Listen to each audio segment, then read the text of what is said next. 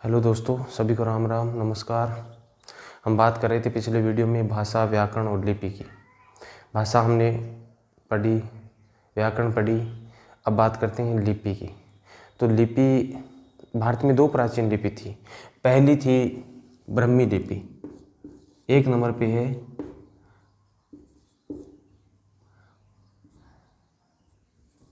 ब्राह्मी लिपि, और 2 नंबर की लिपि थी खरोष्ठी।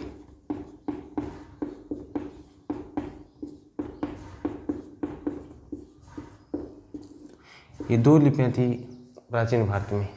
और जो ब्राह्मी लिपि थी 1 नंबर, इसी से विकास हुआ देवनागरी लिपि का। ब्राह्मी लिपि से देवनागरी लिपि का विकास हुआ।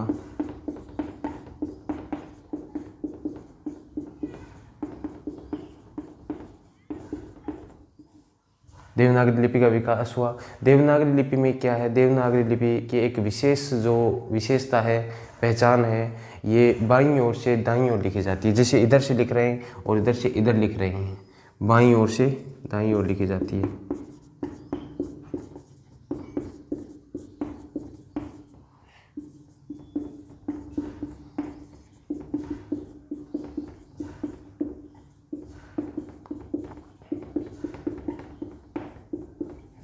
इसकी मुख्य पहचान मान लो, विशेषता मान लो, ये बाईं ओर से दाईं ओर लिखी जाती है।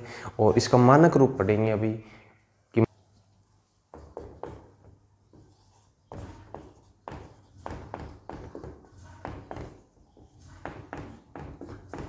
देवनागरी लिपि का मानक रूप। देखो, मानक रूप क्या होता है। देवनागरी जो लिपि होती है, इस लिपि की जो ध्वनियाँ होती हैं, वो ध्वनियाँ 2 प्रकार की होती हैं। इस लिपि की ध्वनियाँ 2 प्रकार की होती हैं।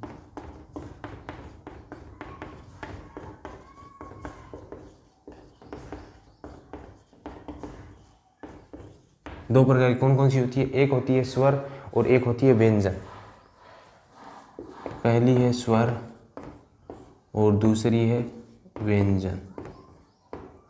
स्वर और व्यंजन के बारे में लगभग आप जानते हैं। स्वर कौन कौन से होते हैं, सबको पता है। ए, आ, ई, उ, ए, ऐ, री, ओ, औ, ये सभी स्वर हैं। जैसे ए, आ, ई, उ, री, ए, ऐ, ओ, औ, ये सभी क्या है? स्वर हैं। 11 स्वर होते हैं। ए, आ, ई, उ, ए, री, ए, ऐ, ओ, औ, ये सभी स्वर। अब इनकी मात्राएं कौन कौन सी होती हैं? मात्रा ए की कोई मात्रा नहीं होती है। आ की मात्रा देखते हैं। आ की मात्रा ये है। छोटी ई की मात्रा ऐसे लगाते हैं, बड़ी की ये होती है, छोटा ऊ की ये है, बड़ा ऊ की ये है, और री की ऐसे लगाते हैं। जैसे नाम लिखते हैं कृष्ण, क्री, तो नीचे रे, री की मात्रा ऐसी लगती है। री, ए, ऐ की 2 मात्राएं लगती हैं। औ और औ की जो मात्रा होती है ऊपर 2,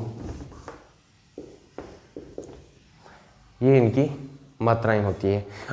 अब इनमें देखो, एक अनुस्वार होता है, एक अनुनासिक होता है। और अनुस्वार,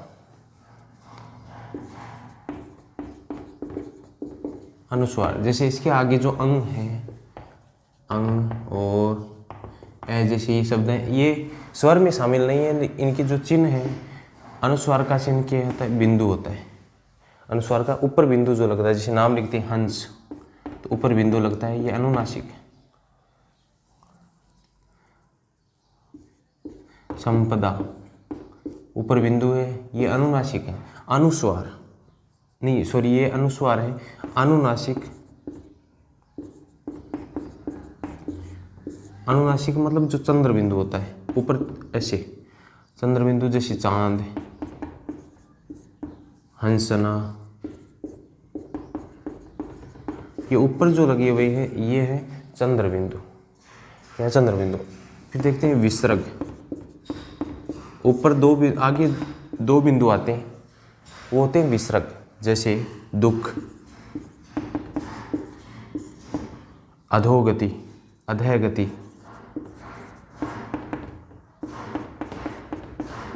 मनः स्थिति। अब इनमें जो ये आगे दो बिंदु के रूप में चिन्ह है, ये चिन्ह ये कहलाता है विसर्ग चिन्ह। इसके बाद दूसरी जो ध्वनि है, ध्वनि दो होती हैं, पहली बताई थी स्वर और दूसरी है व्यंजन। व्यंजन में देखो व्यंजन कौन कौन से हैं।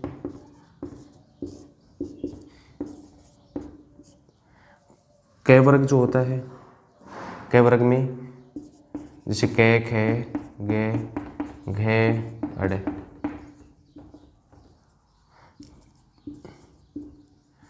चे, छे, जे, झे, ये, मतलब ये से, है, यहाँ तक व्यंजन में आते हैं। लेकिन इसके बाद जो तीन वर्ण और हैं, जैसे अक्षय, त्रय और गे, और एक श्रेय और होता है, ये क्या होते हैं, ये संयुक्त व्यंजन बोले जाते हैं। संयुक्त व्यंजन।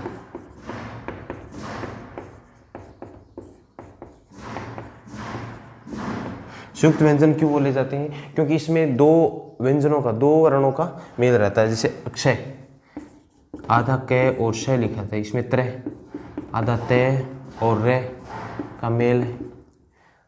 ऐसे ये दो वर्णों से मिलकर बने होते हैं, इसलिए इनको संयुक्त बोलते हैं।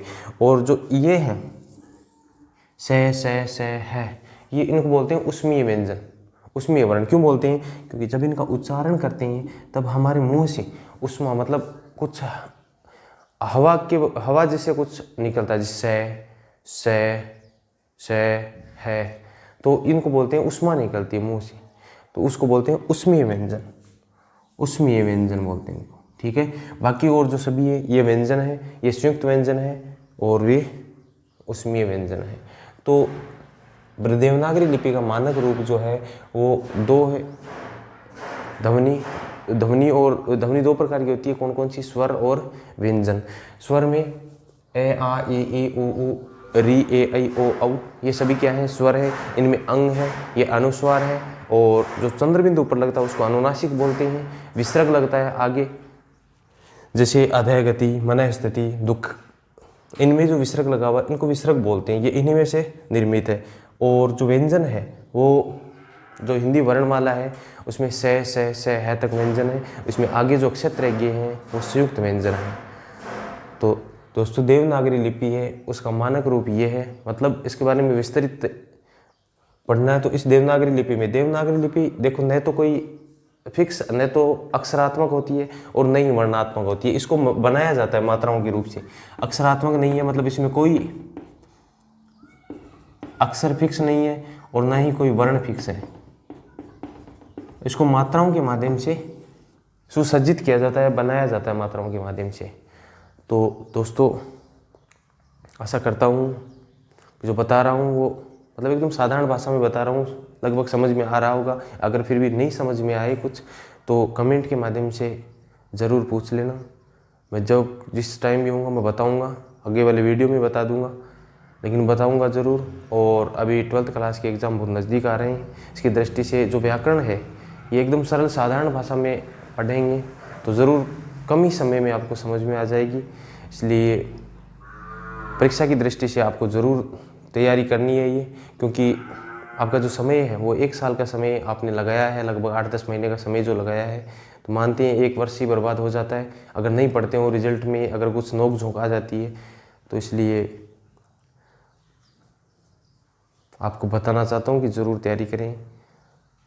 घर वालों के माध्यम से, स्कूल के माध्यम से, कहीं सोशल मीडिया जैसे यूट्यूब वगैरह जो कुछ है उनसे आपको जो कुछ पढ़ने के माध्यम से कहीं से भी आप तैयारी करनी हो, जैसे